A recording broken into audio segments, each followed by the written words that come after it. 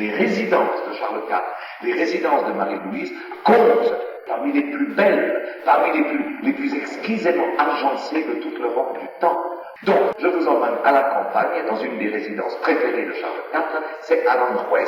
Et voilà donc ce château de Aranjuez, très sévère encore, mais agrémenté par l'admirable jeu d'eau, fontaine-jeu d'eau, que la reine avait fait construire devant, simplement pour que cela clapote et qu'elle ait l'impression d'avoir une cascade à la sortie de sa chambre à coucher.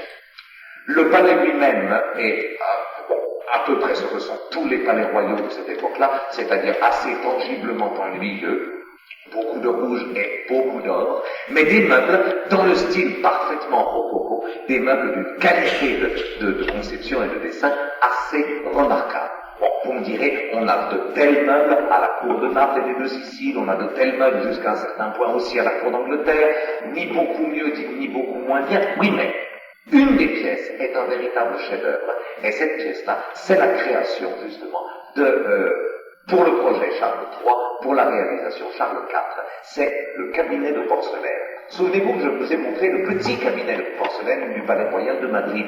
J'avais eu l'impression que ça vous avait intéressé. Donc, je vous ai amené ce qui en est le développement, et je dirais l'apothéose, c'est le cabinet de porcelaine de Aranjuez.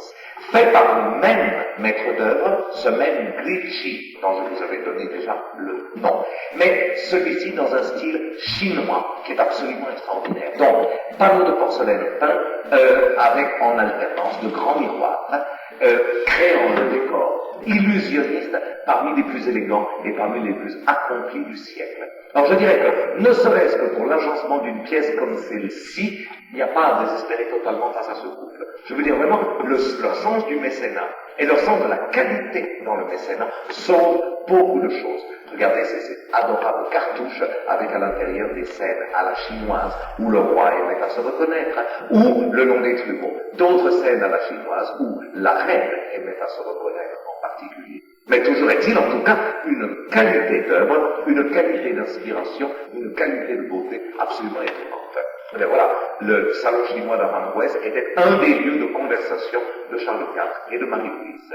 Et quand la vie publique leur pesait, au fond du jardin, ils allaient voir ce qu'ils avaient créé de toutes pièces. C'est la fameuse Casa del Labrador, la maison du laboureur, qui, un peu comme dans toutes les cours d'Europe, permettait au couple royal de vivre dans la simplicité de hameau que Marie-Antoinette avait mis à la mode à Versailles et qu'on retrouve dans à peu près toutes les folies de tous les parcs et jardins de l'Europe. Mais la folie de Aranjuez, c'est la maison du laboureur, que d'ailleurs Charles IV et Marie-Louise donneront au prince des Asturies, futur Ferdinand VII, quelques années plus tard. Alors, nous voguons dans ces années-là, nous sommes 1780 à peu près au moment où l'œuvre a été créée, nous voguons dans ces années-là en plein néoclassicisme.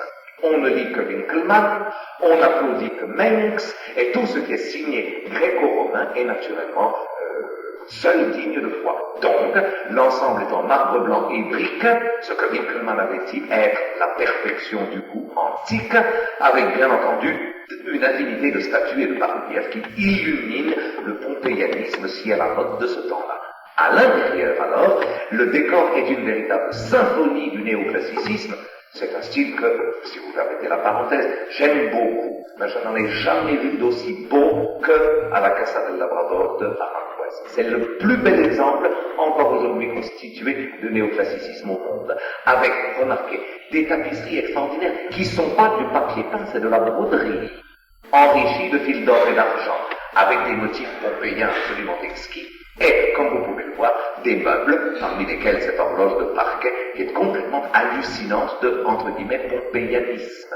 Puis quand on pousse l'horloge et qu'on voit l'entier de la qualité de ces tissus de revêtement, on en est complètement stupéfait. L'état de conservation, point 1, la qualité de l'inspiration, point 2, en font certainement un chef-d'œuvre sur lequel il fallait que je m'arrête un petit peu, ne serait-ce que dans le détail, par exemple, de ce vase à fleurs, vous ne trouverez pas plus bel exemple de néoclassicisme en art appliqué que là.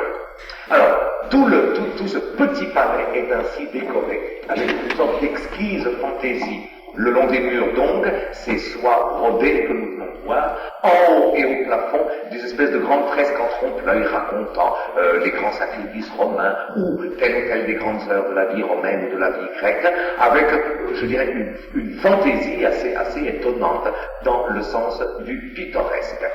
C'est tout de même Marie-Louise qui a commandité l'ensemble, donc où que vous leviez le nez, il y a toujours un bel Apollon qui traîne ensemble. Ça ne rate pas. Il y en a une quantité absolument hallucinante. J'ai piqué donc ce petit satyre qui se trouve là.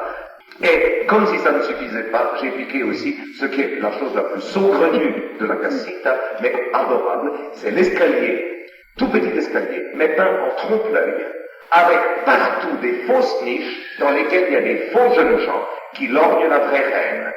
C'est incroyable psychologiquement, elle s'est fait un peuple de peinture en trompe-l'œil qui la regarde passer. Et vous en avez une ici, enfin une de ces figures ici. Chose absolument extraordinaire, je trouve. L'idée est en tout cas extraordinairement insolite. Donc, et simplement, ces quelques documents voulaient illustrer, prétendaient illustrer, le type de cadre dans lequel ont vécu Charles IV, Marie-Louise et leurs enfants. Et je pensais que c'était de nature à vous intéresser.